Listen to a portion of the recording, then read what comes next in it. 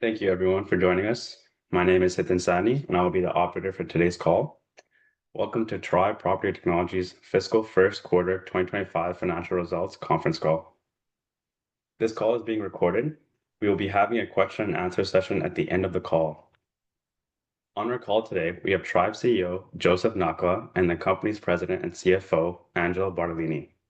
I trust that everyone has received a copy of our financial press release that was issued earlier today. Listeners are also encouraged to download a copy of our financial statements and the management discussion analysis from cedarplus.ca. Please note, portions of today's call, other than historical performance, include statements of forward-looking information within the meaning of applicable security laws. These statements are made under the safe harbor provisions of these laws. Forward-looking statements are based on management's current views and assumptions. Please review our press release and Tribe's reports filed on SEDAR+ for various risk factors that could cause actual results to differ materially from our projections. We use terms such as gross profit, gross margin, adjusted EBITDA, and recurring revenue on this conference call, which are non-IFRS and non-GAAP measures. For more information on how we define these terms, please refer to the definitions set out in our management discussion analysis. In addition, reconciliations between any adjusted EBITDA and net income is included in the press release this morning. Please note that all financial information is provided in Canadian dollars unless otherwise noted. With that, I will now turn the call over to Tribe CEO Joseph Nakhla. Thank you so much. It's good morning, good afternoon, everyone. It's great to be with you. Another great quarter for the company, and I'm happy to walk you through, along with Angelo, the latest on our organization. And obviously, the headline is another great revenue quarter for us of approximately $8 million, representing a great 50%, almost 50% increase year over year. We continued down the path of a positive EBITDA of $322K, which is a big swing from the same quarter year over year. It is also, as you may have noticed or have seen, we also closed a $1.1 million non-broker private placement. It was essentially led by us as executive management and our board of directors. We did it well above the average trading price at the time, and it was just a signal to the market of how much we believe in our company and how we believe we're incredibly undervalued. And then you will have seen, or you may have seen, in the last couple of days, essentially it was yesterday, announcement of us acquiring ACE Agencies, which is a great company with great leadership. More on that from me later. Essentially, it's an important piece to that strategy that we have and I'll explain further, to continue to really own that residential market from a management point of view. With that being said, I'll pass the baton on to Angelo to walk you through the financials highlights. Great. Thank you, Joseph. Once again, Tribe delivered a strong financial performance to kick off 2025. Revenue for Q1 was $8 million, an increase of 49% compared to $5.3 million for Q1 2024. The increase in revenue was primarily due to a 42% increase in software and service fees, stemming largely from the acquisition of DMSI. Furthermore, there was an 89% increase in transactional revenues due to the acquisition of DMSI and its associated project management revenues. Gross profit for Q1 was $3.3 million compared to $1.8 million a year ago, an increase of 77%. The increase in gross profit was due to increased revenues from the acquisition of DMSI and decreased salaries from our restructuring efforts. Gross margin percentage was 44% in the first quarter, compared to gross margin percentage of 39% first quarter last year. Adjusted EBITDA was $322,000 compared to a loss of $1.4 million last year, an improvement of 124%. We are very proud of having achieved this outstanding improvement in our adjusted EBITDA for the second time in a row. Our cost-cutting and restructuring measures are having an impact. Here we have a graphical representation of Tribe's annual revenue growth. We're proud to share that Tribe has achieved an impressive 5-year CAGR of 58% from 2020 to 2024, a reflection of the strength of our business model, the scalability of our platform, and the growing demand of our tech-enabled property management services. In addition to organic growth, our revenue growth has also been positively impacted by our strategic acquisitions in Ontario, which have significantly expanded our footprint and service offerings. Additionally, we've seen a notable increase in our financial service revenues, reflecting our success in diversifying revenue streams and capturing new business opportunities within the sector. I'm pleased to highlight that in Q1, we achieved positive EBITDA of $322,000, representing a 124% year-over-year improvement. This marks our second consecutive quarter positive Adjusted EBITDA, a key milestone in our journey towards sustainable profitability. Over the past year, we've been fully dedicated to optimizing our operations and implementing strategic growth initiatives. These efforts have led to significant improvements in operational efficiencies and expense reductions, positioning the company for long-term financial success. Our unwavering commitment to profitability has driven us to daily strategic actions, ensuring that we remain on the path forward towards sustained financial performance. Over the past year, we've continued to execute on key strategies, including implementing process improvements across key functions, optimizing costs to drive operational efficiencies, streamlining headcount to align with our growth objectives, and consolidating back-office systems to enhance scalability and reduce overhead. In addition, we've seen strong increase in transactional revenues, which has very positively impacted our EBITDA. These strategies have been instrumental in delivering 124% improvement in Adjusted EBITDA year-over-year. We're also seeing the combined positive impact of our acquisitions and recently announced the agreement to acquire ACE Agencies, which will further strengthen our market position and will contribute to our financial performance for the rest of the year. Looking ahead, we remain confident about our growth prospects. We will continue to focus on further improving profitability, increasing revenue, and expanding our market leadership position. The progress we've made in Q1, kicking off in 2025, along with our strong operational foundation, underscores our commitment to creating long-term value for our shareholders. That concludes my financial update. Now I'll turn it back over to you, Joseph. Thank you, Angelo. Congratulations to you and the team for great work. The next slide really is just repositioning. It's really critical for this juncture of the organization to kind of look back and see how far we've come in terms of our service delivery model. For those that know the company, know that we categorize most of our revenue streams into two big buckets. One is the monthly recurring steady revenue business, and the other one is transactional revenue. And the monthly recurring steady business essentially is our contracts directly with these types of communities, the different types of communities that we manage, and that continues to be very strong, very steady with low churn. And then the outcome of having a tech-backed services solution is a sea of data that we accumulate on behalf of our communities that really are intended to guide us towards ensuring these communities are well managed. It's a great place to live. In addition to that, obviously, prepare and future-proof these communities by way of bringing in new technology to support their needs in the future, or bringing in products and services that can leverage the group buying power that we have with the scale that we've been able to establish that's on a national level. So in this particular case, what you'll see in our transaction revenues, we just keep adding more and more products. We've got steady, simple products that really deliver great value for the condo communities, i.e. Financial services, whereby we were able to generate more revenue for our buildings on any money that they're either transactional revenue or operational income, or money that they are saving for a rainy day. We also have multitude of products and services that we bring into the communities. We are expanding our lease-up services for buildings that have condos that need to be rented. It's great margin business. Plus, we take a piece of the revenue, as well as we obviously provide a great peace of mind for those owners that live in these communities that want to rent these units out.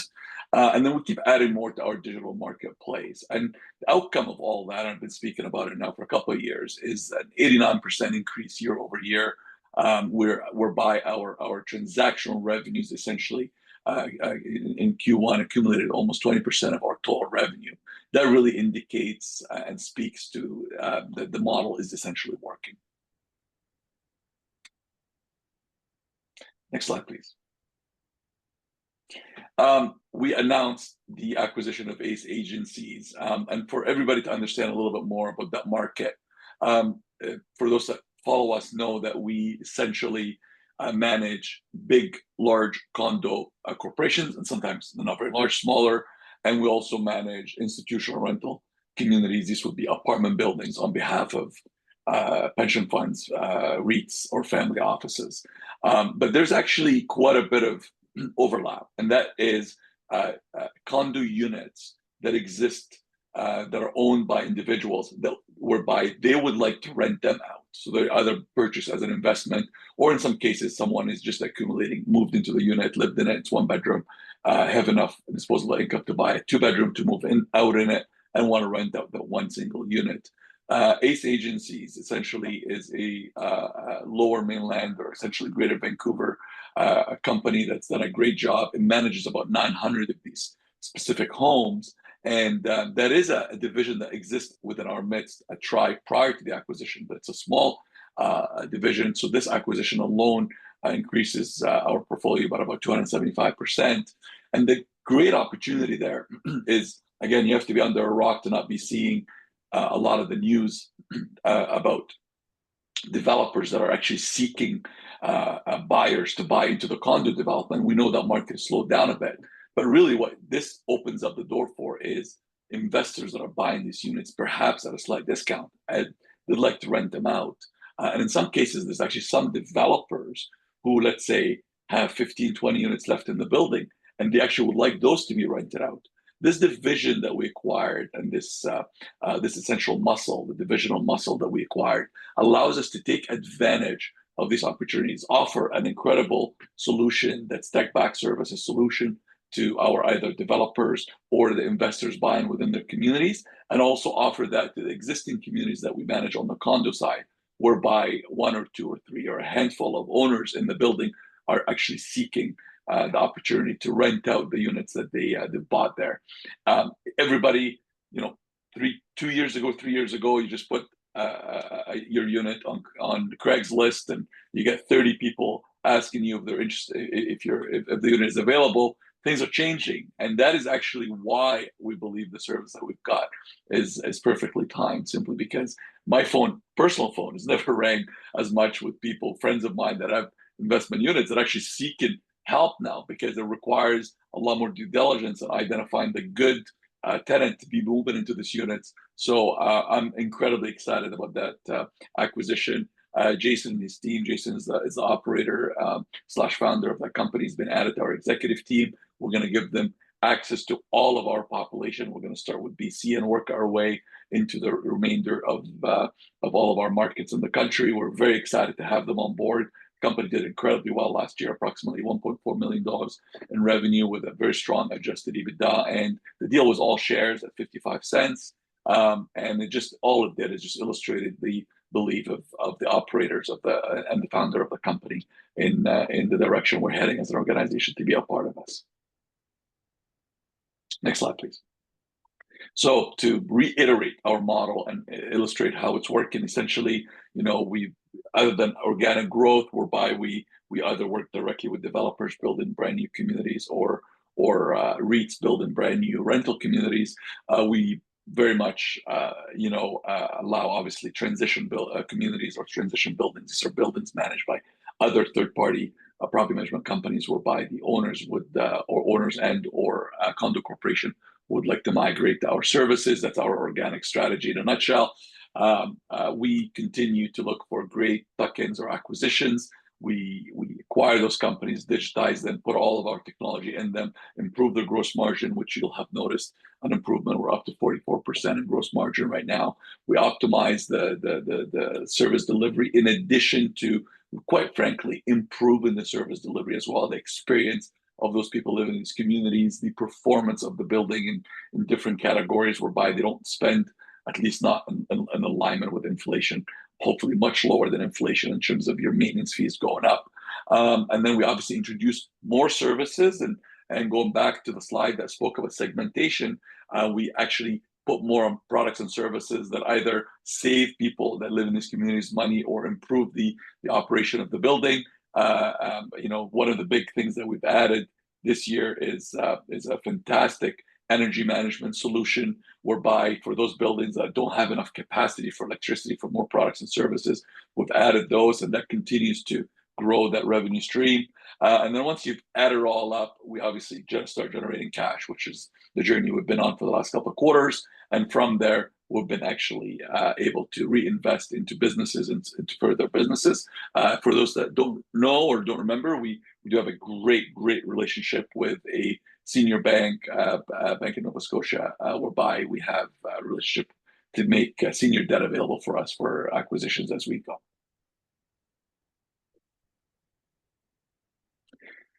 So the key trends and growth drivers, obviously, this is a combination of what we're really focused on and what we're seeing. There's a massive buy Canadian sentiment.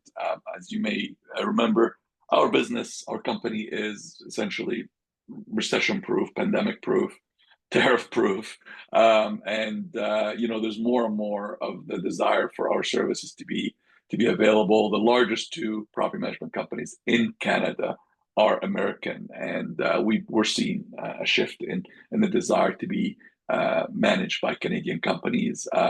So this is not a surprise to anybody that's been watching us. We are seeing a significant amount of increase in activity in the rental markets, whether it's expedited activities. I spoke almost a year ago that we're going to see more and more trends of condo projects that are actually shifting the condo priority, meaning they could be building a condo and a rental, but they actually will put the priority towards the rental versus the condo. We're seeing that. In some cases, we're seeing developers actually shifting the zoning from condo to rental. So we're seeing activity there as well. We're now at a place where when communities come to us and ask us to either bid on a project or give them our view on how well they're doing, everything we're giving them is driven by data versus guts or relationships or how people feel about how the property management company is performing. When they come to us, we literally accumulate and consume the performance of the building. We show them how they're doing against our population. And believe it or not, in some cases, we will tell them that their building is well managed. They may not like the property management company or the property manager conducting the work, but the truth of the matter is the data doesn't lie. And in some cases, we'll tell them that's the case, and they obviously appreciate that. And then we, at the end of the day, and this is not going to surprise anybody, there's a massive housing shortage with a big long-term growth driver here. Really, it's a function of economics versus a function of supply and demand. Next slide, please.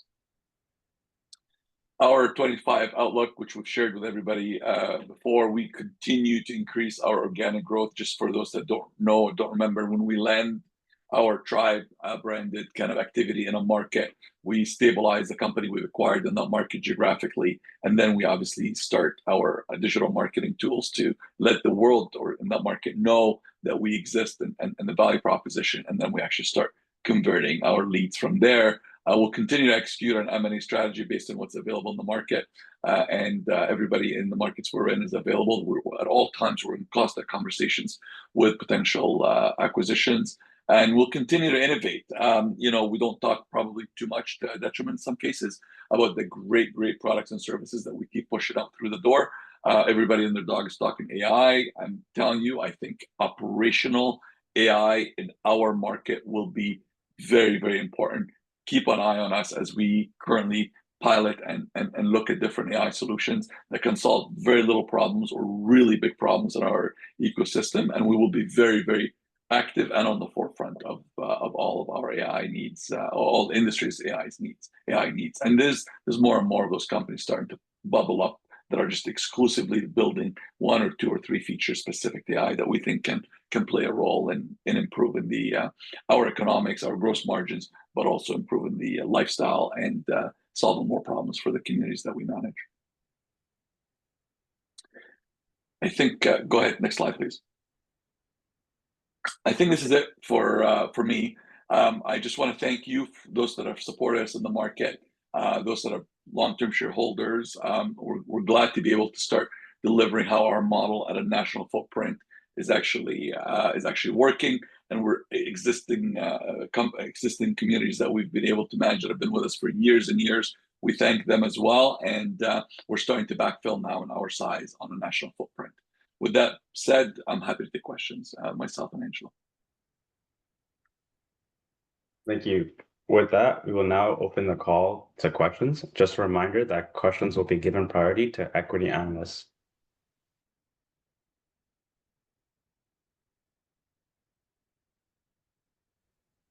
The first question comes from Essay Tessafe from Stifel.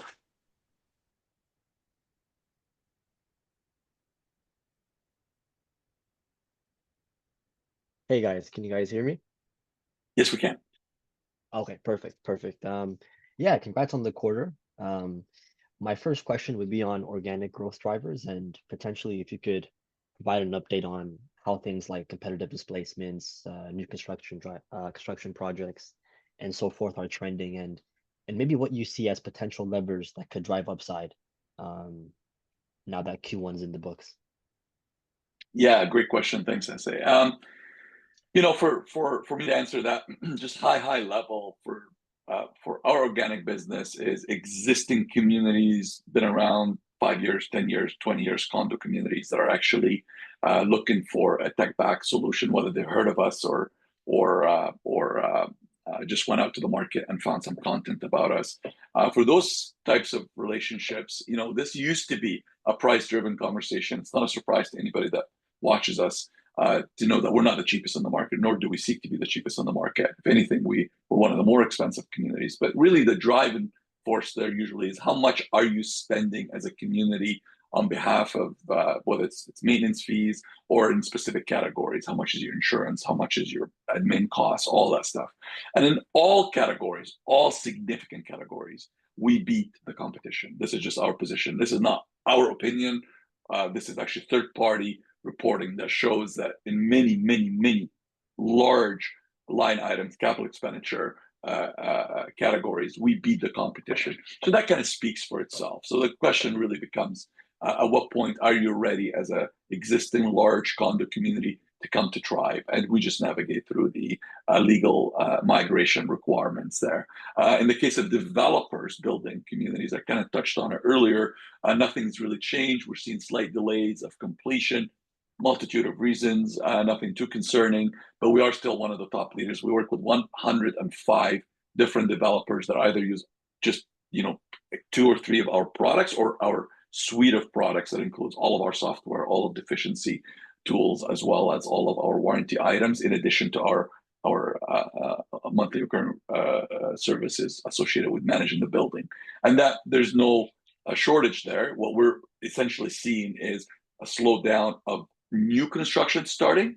That's purely based on everybody literally putting pen down, shuffle down until some of the tariff stuff goes behind us. But anything that started in the last 2 or 3 years will have to complete. These buildings will get there. It's just a matter of exactly when.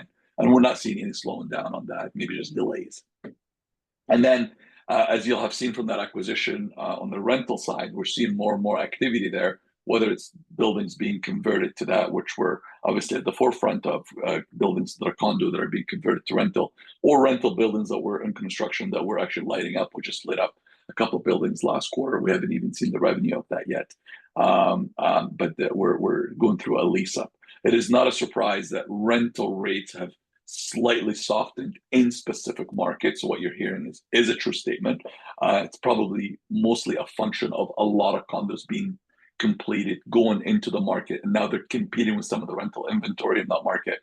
which brings me to my last point, which is why we made the acquisition of Ace, because that really puts us beautifully to take advantage of the strong competition between these individual units in the market, whereby we can come in and actually apply technology to really find the right tenants and obviously clip on that as we go. So long-winded answer, but it's a good view. It's a good question and deserved a comprehensive answer. Thank you. That was perfect. Maybe diving in more into M&A and ACE agencies. My next question is just maybe what you think about M&A going forward, and perhaps what the pipeline could look like, and how active you plan to be in the, say, short to medium term. Well, the truth is, I mean, I don't know. I'm sure I say you do a lot of these calls, and there's no CEO you get on the call that does not believe that his company's undervalued. In our case, I'm no different, but generally, I believe fundamentally we're an undervalued organization, and we're going to be hesitant to give a lot of our stock to we use a lot of our stock currently as currency until obviously our stock starts reacting and reflecting on the performance of the company, and we believe that's coming. Great companies will always rise up, so we're not too concerned. That being said, it's probably my way of also giving a compliment to Jason and Ace Agency of why we wanted to do the deal with all shares with them, simply because we really like the entrepreneur, we like the DNA, and we like the company. That being said, we're always active in M&A. We're always speaking to different groups. We are buying well in terms of multiples. That's pretty evident in the last 3 or 4 acquisitions that we've done. There's a lot of companies to be purchased in the market, and our relationship with the bank obviously helps with that. But we're certainly right now with head down. You may have read in our press release, we spoke about having retired approximately 1.2, actually not approximately, we have retired $1.25 million of debt in the last 3 quarters, and we'll continue to do that to strengthen our levers, as well as strengthen our balance sheet. So we're going to be active in M&A. We are going to find ways to get great companies added to our ecosystem, but I think the next 18 months are going to result in some really good buying opportunities. Perfect. Thank you so much. Just last question, maybe on margins, particularly the gross margins, look like they continue to improve, and was just curious to know what the drivers of this continuous improvement were. Yeah, I mean, Angelo, do you want to take that? Maybe just explain a little bit more how our cost of goods are loaded here, and really, we'll take it from there if you don't mind. Yeah, pretty much. In the cost, we pretty much include all direct costs associated, software, people, other costs that roll into the cost of sales. So a big chunk of it is well, there was a significant part of it in terms of people costs, and after having combined and rolled out a new solution a year ago, a back-end solution, we were able to realize a lot of synergies, and that translates into reduced headcounts, higher productivity, better service, and it just translates into gross margin. And we continue to see the benefits of those efforts. And as we also roll out new products, or as we grow the transactional part of the business, these sort of ancillary, some of those ancillary products, whether they're they were organic to begin with, or whether they're just new products that we're bringing on board through the synergies of our acquisitions, which we talked here about Ace, and we continue to see the synergies with DMSI. We're just really getting started in many ways there. And what that does, it just bolsters the gross margin for us. As you bring on those high margin transactional revenues, you'll continue to see the improvement on gross margin. Thank you so much, and I'll pass the line. Thank you. Thank you. We have a few questions here from the listeners. The first question is, what are your plans for managing cash and spending over the next year? We're going to generally be conservative. When we speak about adding more features on products, we're not necessarily going out to increase our capital expenditure from a software and engineering point of view, we within our midst, we have the capability to really innovate and continue to do that. Yeah, slightly more conservative perhaps than we were 2-3 years ago. But you'll see us continuing down that path in terms of it's not going to hinder our innovation. We're adding more products and services. We're frugal when it comes to spending. We'll continue to be within that lens. We have ears and we have eyes, and we know what the world we're living in looks like. We're quite pleased with the position we're in right now, in terms of how far we've brought the company just in the span of 12 months. But there's even more opportunities for us to improve our gross margin, and you'll see improvements on that as well. That's, we'll come from the top 30s to almost mid 40s. I still think we have a path to 50% gross margin here.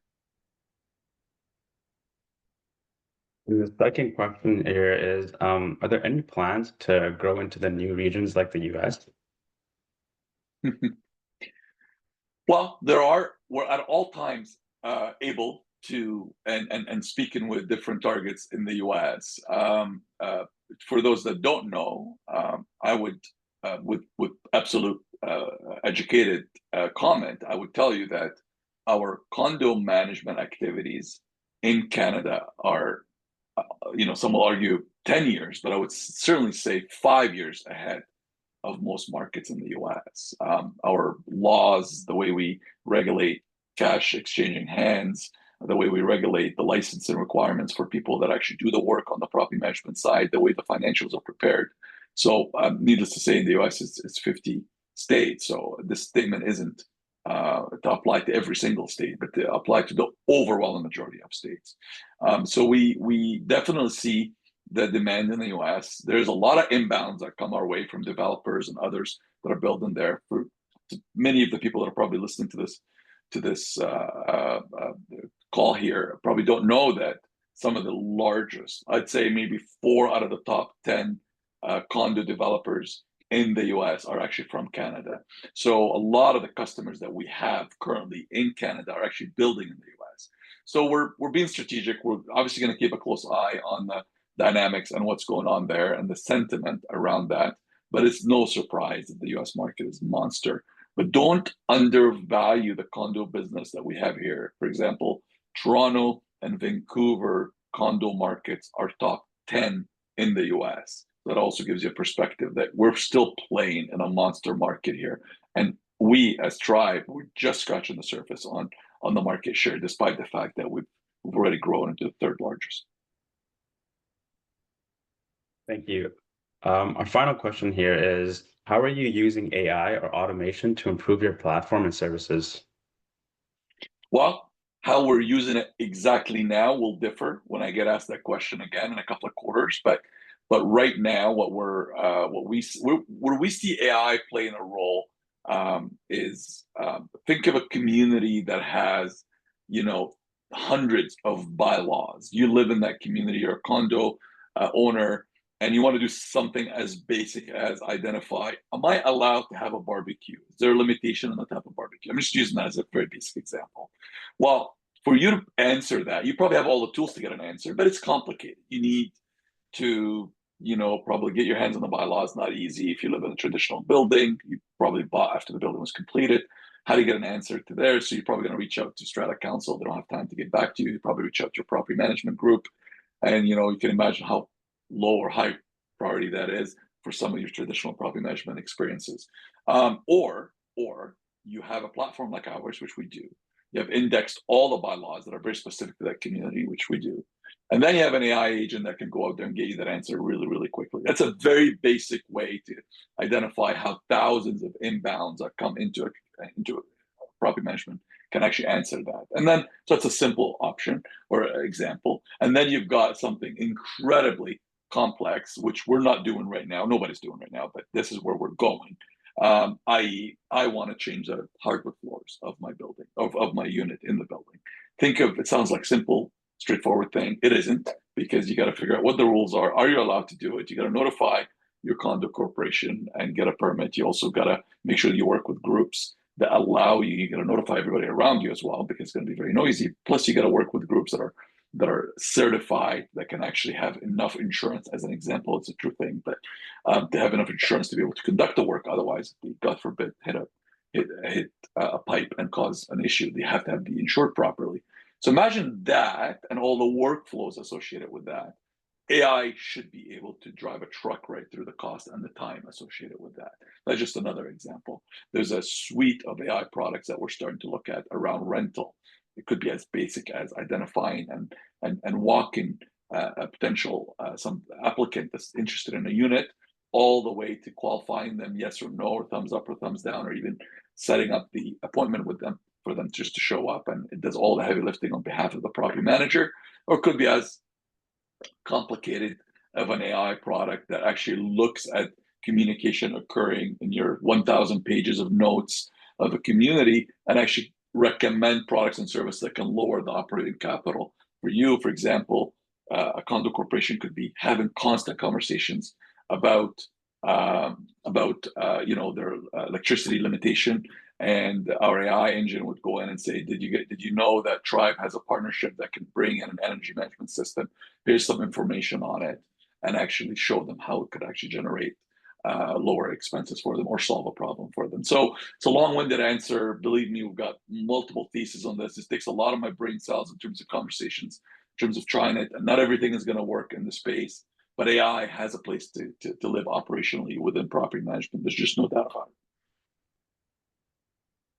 Thank you, Joseph. We actually have a few questions here from the analyst Gianluca Tucci from Haywood Securities. He asked, are you seeing a slowdown in the new build market? How does your pipeline split between existing infrastructure and new build opportunities? Yeah, we're Gianluca, great to hear from you. We are seeing, at least the lens we have, we are seeing new construction breaking ground slowing down a bit. That's not a massive part of our business, but it does, and usually reflects on when they're completed within 3 to 5 years. And it's just a function of developers wanting to get a bit more stability and understanding of where things are going to land with the tariffs. So we are seeing immediate changes there. Our pipeline, I mean, as far as new construction is concerned, it represents organically, out of our organic business, probably less than 10-15%. Anything that's already broken ground in the last 2 or 3 years will have to complete. Construction loans are activated, and those units are generally either completely pre-sold or have to complete so those units can get rented out. So really, to be honest, it's not impacting us daily, other than some leadership groups that are working with them, just giving us the heads up. By the way, we're almost completed. We're 30 days away with this project. This project is going to be another 60 days out. So we're getting slowed down of some brand new stuff that would start generating MRR for us, but it does not represent more than 10-15% of our organic growth. Thank you. His last question is, as a whole, what type of organic growth rate are you targeting for this year? We always speak about 10-15%. There's interesting dynamics that occur within the industry. For those of you that do real estate, are close to the real estate space, you also will have noticed a lot of slowing down in the REIT transaction. So a REIT selling a portfolio to another REIT. The relevancy of that is, in our case, we usually get calls when a transaction is about to occur by a current customer of ours, because we usually go in and price it and see if we can improve the NOI that was the run rate of the NOI before the acquisition. So we can actually, for the new owners, we can actually improve the return on that. That's what we're known for. So we're seeing we're seeing less of those types of activities. There's a lot more qualified people in the organization than I am to speak about that. But yeah, that's a rule of thumb, is we're approximately targeting 10-15%. Thank you, Joseph. There are currently no further questions. So with that, I'll now pass the call back to Joseph Nakhla for closing remarks. Well, I've said enough. So I just want to thank everyone for taking interest in our organization. We're quite pleased where we are in our trajectory. Just a reminder, we're again, essentially bulletproof when it comes to a lot of the activities, the political activities, dynamics around us. That being said, we understand we still got to keep executing. I'm quite thankful and grateful to not only our shareholders, but also our staff that are doing an amazing job. What we do isn't easy, which is why we believe that what we're embarking on is quite special. Very, very few property management companies around the globe are growing, not alone achieving what we're achieving. So with that said, I want to thank everyone, and we'll hopefully see you guys all in the market. Thank you.